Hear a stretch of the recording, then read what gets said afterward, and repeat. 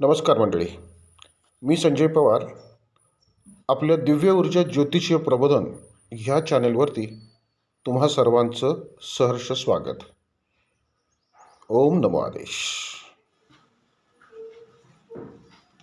नमस्कार मंडळी, मी संजय पवार. आपण पाहतात दिव्य ऊर्जा ज्योतिष प्रबोधन. मागच्या व्हिडिओमध्ये आपण चंद्र आणि शुक्राच्या जन्म नक्षत्रांना, म्हणजे ज्यांची चंद्राची आणि किंवा शुक्राची जन्म नक्षत्र आहेत त्यांनी नेमकं सहज सोपं काय करावं या संदर्भात व्हिडिओ भेटला. आता ह्या व्हिडिओमध्ये तुम्हाला सांगितल्याप्रमाणे रवी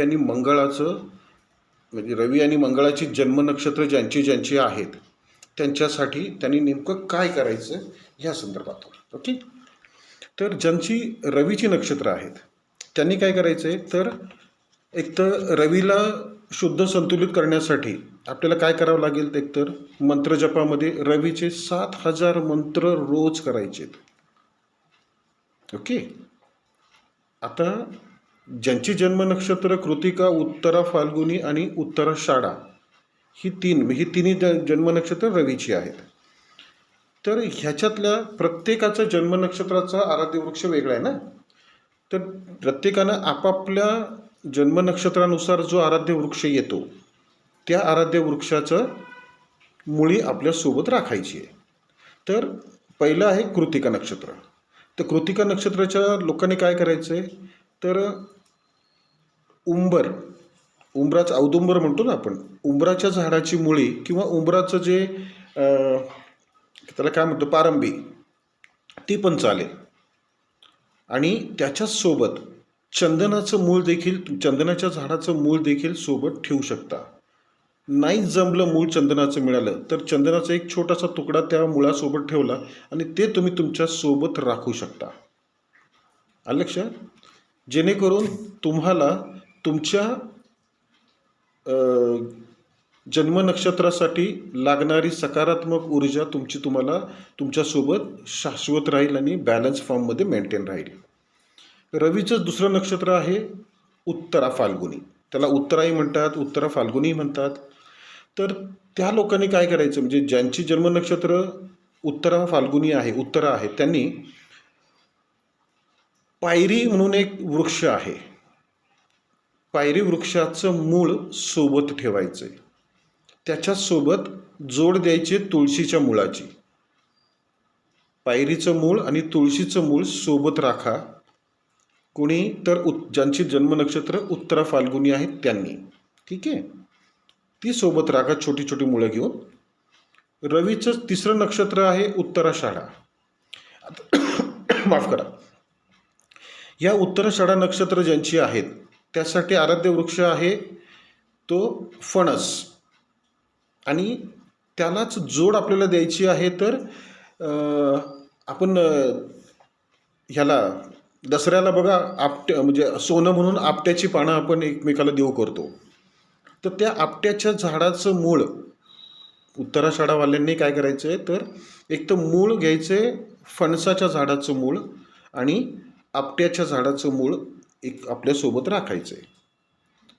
ठीक आहे, आता हा झाला भाग रवीचा.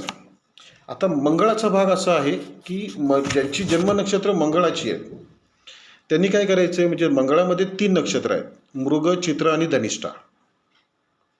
मंगळाची देखील ऊर्जा बॅलन्स ठेवण्यासाठी जप किती करावा लागतो, तर कमीत कमी 10,000, जे आपल्याला आत्ता शक्य नाही. आत्ताच्या राहणीमानाला, आपल्या स्टाईल ऑफ लिव्हिंगला ते शक्य होत नाही.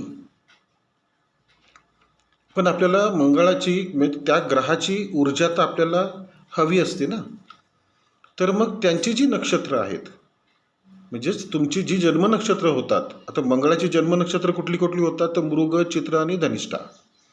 तर ह्या तिन्ही नक्षत्रांच्या दृष्टीने तुम्हाला काय करायचं आहे, तर पहिलं नक्षत्र मृग नक्षत्रासाठी तुम्ही अगदी म्हणजे खैऱ्याच्या झाडाचं मूळ सोबत घ्यायचं आहे.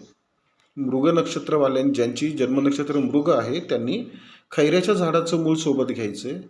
त्याच्यासोबत पिंपळाच्या झाडाचं देखील मूळ घ्यायचं आहे. पण तो पिंपळ कुठला असावा? चांगल्या स्थितीतला, म्हणजे एखाद्या देवळाच्या आवारातला, समाधीच्या आवारातला, म्हणजे शुद्ध आणि शुभ स्थितीतला, शुभ परिस्थितीमधला तो वृक्ष असावा. ठीक आहे. तर मृगवाल्यांनी खैर आणि पिंपळाचं मूळ आपल्यासोबत राखायचं आहे. मंगळाचं दुसरं नक्षत्र आहे चित्रा. ज्याचं चित्रा नक्षत्र आहे त्यांनी बेलाच्या झाडाचं मूळ घ्यायचं आहे. चित्रा नक्षत्रवाल्यांनी बेलाच्या झाडाचं मूळ घ्यायचं आहे आणि त्याला सोबत म्हणून, म्हणजे जोड म्हणून काय, बकुळीची फुलं असतात बघा, त्या बकुळीच्या झाडाचं जे मूळ असतं ते मूळ सोबत राखायचं आहे. ज्यांची जन्मनक्षत्र चित्रा आहे त्यांनी काय करायचं आहे, तर बेल आणि बकुळीचं मूळ सोबत राखायचं. तिसरं नक्षत्र आहे धनिष्ठा मंगळाचं. तर धनिष्ठावाल्यांनी एक तर सगळ्यात म्हणजे धनिष्ठाचं आराध्य वृक्ष कुठलं आहे तर शमी, आणि त्याला तुम्ही जोड द्यायची आहे आंब्याची. येते लक्षात? ज्यांची जन्मनक्षत्र आहेत धनिष्ठा म्हणून, त्यांनी शमीच्या झाडाचं मूळ आणि आंब्याच्या झाडाचं मूळ सोबत राखायचं आहे. मंगळाच्या ऊर्जेला शुद्ध संतुलित राखण्यासाठी एक तर त्याचा जप करायचा आहे 10,000 प्रतिदिन कमीत कमी, आणि ते शक्य नसेल, ते शक्यच नाही आहे म्हणा, तर ते शक्य नसेल तर तुम्हाला तुमच्या जन्मनक्षत्र आराध्य वृक्षाचं मूळ सोबत राखायचं आहे, जेणेकरून तुम्हाला दैनंदिन जीवनामध्ये सकारात्मक ऊर्जा तुमच्यासोबत खेळती राहील. तेही शक्य नसेल, जे गावखेड्यातून राहतात किंवा त्याच्या निसर्गाचं सानिध्य आहे त्यांना कदाचित शक्य होईल या सगळ्या वनस्पतींचे मुळं आणण्यासाठी, पण तेही शक्य नसेल तर आमचंच दिव्य ऊर्जा नक्षत्र आराध्य वृक्षांची तेलार्क आम्ही ह्याच कारणासाठी बनवून ठेवलेली आहेत, तुम्हाला ती उपलब्ध करून दिलेली आहेत. तर तुम्ही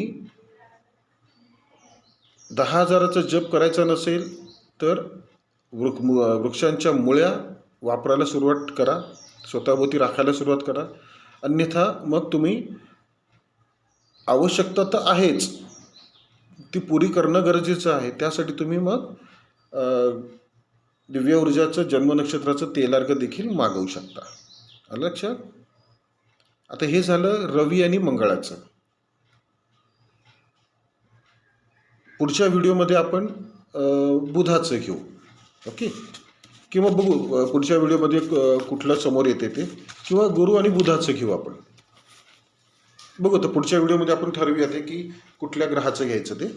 सो आता हे म्हणजे शुक्र, चंद्र, रवी, मंगळ यांची जन्म किंवा प्रत्येक ग्रहाची जी नक्षत्र आहेत त्या सगळ्यांसाठी जर जे आता सांगतोय त्या जे पर्याय समोर ठेवतोय त्यातले जो जमेल तो पर्याय करा, नाहीतर तुमच्यासाठी उपलब्ध म्हणजे तुमच्या जन्मनक्षत्राचं तेलार्क तुम्हाला उपलब्ध करून दिलेलंच आहे. आता याच्यामध्ये एक महत्त्वाचा भाग सांगायचा राहिला, ज्यांची रवीची नक्षत्र आहेत ना त्यांनी उगाच घाबरायचं नाही. कारण एक लक्षात घ्या, रवीच्या जन्मनक्षत्रवाल्यांना फक्त मंगळ, गुरु आणि बुध यांची नक्षत्र फक्त तुम्हाला अशुभ फलदायी ठरतात, आणि मंगळांची ज्यांची नक्षत्र आहेत त्यांना गुरु, बुध आणि शुक्र यांची नक्षत्र फक्त अशुभ ठरतात. याच्या व्यतिरिक्त तुम्हाला तुमच्या आयुष्यात अशुभता कोणीही देत नाही. लक्षात? हा देखील विषय आवडला असेल तर ह्या व्हिडिओला लाईक करा, आपल्या चॅनलला सबस्क्राईब करा, आणि हाच व्हिडिओ मंगळ आणि रवीचे तुमच्या माहितीतली ज्यांची जन्मनक्षत्र आहेत त्यांच्यापर्यंत किंवा जास्तीत जास्त लोकांपर्यंत हा व्हिडिओ शेअर करा, जेणेकरून हा माहितीपूर्ण व्हिडिओ, उपयुक्त असा माहितीचा व्हिडिओ प्रत्येकापर्यंत पोहोचेल आणि त्याचा सदुपयोग त्यांना साधता येईल.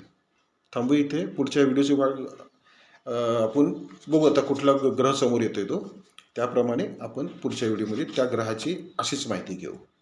आता थांबू इथे. ओम नमः शिवाय. सर्वांना शुभम भवतु.